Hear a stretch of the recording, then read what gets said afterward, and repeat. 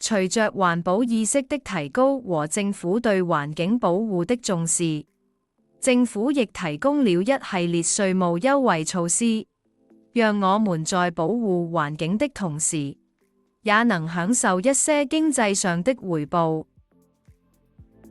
首先會講環保設施。根據稅務條例第16條，環保設施包括環保機械、環保裝置和環保車輛。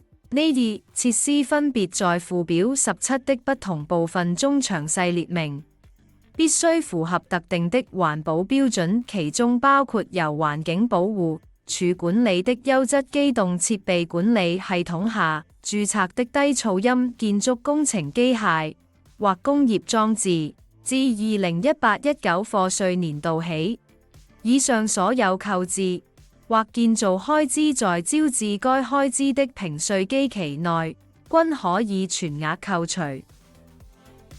除咗企業有優惠，個人購買綠色車輛都可以享受稅務優惠。政府延長電動車首次登記稅寬減安排2年至2026年3月31日。更多詳情可到先前嘅影片。電動車抵唔抵買？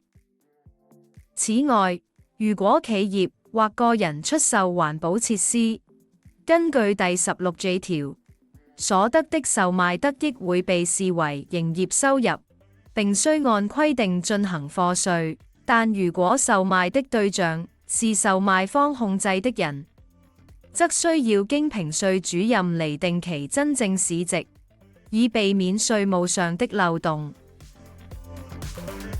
如有興趣了解更多，歡迎透過以下方式聯絡展群志奇。